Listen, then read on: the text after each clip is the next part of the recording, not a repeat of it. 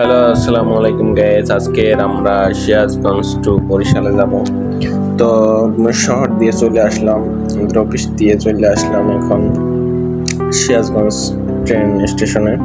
তো এখানে রাজশাহীর একটি ট্রেন আসবে, রাজশাহী টু ঢাকা ট্রেন আসবে।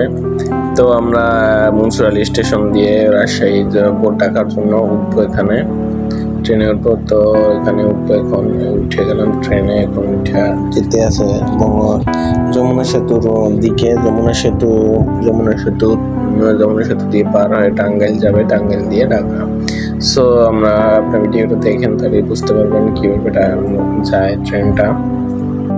সো আমাদের এখন অলরেডি ট্রেনটা যমুনা সেতুর পশ্চিম পারে প্ল্যাটফর্মে চলে আসছে। তো যমুনা সেতুর পশ্চিম পারে প্ল্যাটফর্ম ছেড়ে এখন যমুনা সেতুর দিকে যেতে আছে।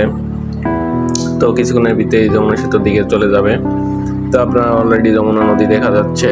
তো যমুনা নদীতে উঠে গেল ট্রেনটি উঠে গেল। এখান থেকে 3 মিনিটে পার হবে, কিন্তু এর আগে যে ছিল সেতুটা, ওটা থেকে 20 কিলোমিটার বেগে যেত, তো অনেক আধা ঘন্টা টাইম লেগে যেত। তো এখন 3 মিনিটে পার হয়ে যাবে ব্রিজটা। তো আপনারা দেখতেছেন যেতে আছে। তো অলরেডি নেমে গেছে, ট্রেনটি পার হয়ে নেমে গেছে। এখন যমুনা পূর্ব পারের স্টেশনে আসছে। এখান থেকে কিছুক্ষণ 10 মিনিটের মতো দাঁড়াবে। তো এখান থেকে যাত্রী নিয়ে টাঙ্গাইল স্টেশনের জন্য ছেড়ে যাবে। তো এটা ডাইরেক্ট ট্রেন আন্তনগর, এর জন্য আপনার 2-3টা জায়গায় ব্রেক দিবে, বাট বেশি দিবে না। তো এখন যেতে আছে ট্রেনটি এখানে। তো যমুনা সেতু পূর্ব পারে স্টেশন ত্যাগ করলো। তো ওখানে লাইনে কি জানি সমস্যা হয়েছে, এই জন্য ট্রেনটা স্লো করছে। তো স্লো করার পর আবার ছেড়ে দিছে, তারপরে তো এখন অলরেডি টাঙ্গাইল স্টেশনে চলে আসছে। তো টাঙ্গাইল স্টেশনে 10 মিনিটের মতো দাঁড়াবে। তো দাঁড়ার পরে এখান থেকে আবার ছেড়ে যাবে জয়দেবপুর স্টেশনের জন্য। তো এর ভিতরে অনেক স্টেশন আছে, বাট দাঁড়াবে না এজন্য এখান থেকে। তো টাঙ্গাইল স্টেশন পার করে এখন জয়দেবপুর স্টেশন। তো এখানে দাঁড়াইছিল, এটা আপনাদের দেখালাম না। তো এখন টাঙ্গাইলে জয়দেবপুর স্টেশন থেকে চলে আসে খিলক্ষেত এখানে আসছে, এখান থেকে যেতে আছে।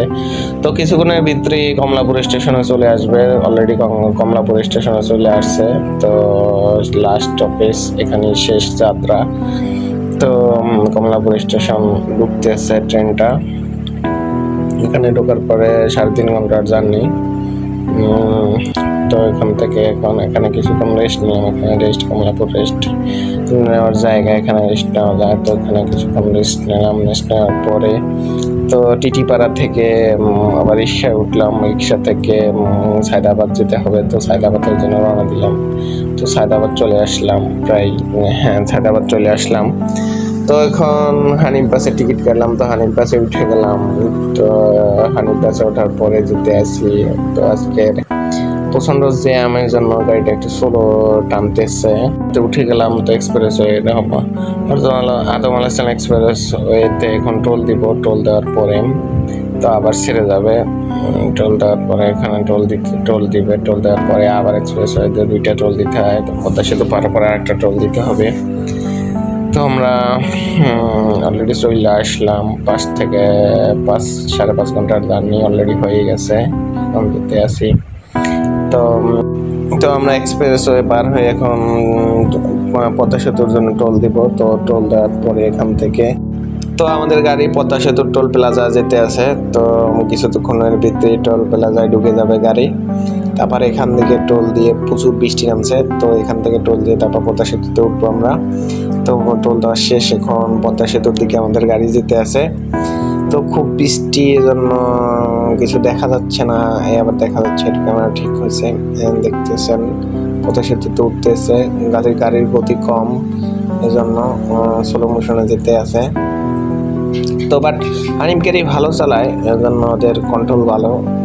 সো অন্য গাড়িদের মতো না। তো যাইতেছে গাড়িটা, আর কিছুক্ষণের ভিতরে ব্রিজে উঠে যাবে, মূল ব্রিজে। সো আমরা দীর্ঘ পথ পাড়ি দিয়ে বরিশাল চলে আসলাম। তো বরিশাল নতুল্লাবাদ বাস স্ট্যান্ড চলে আসছে।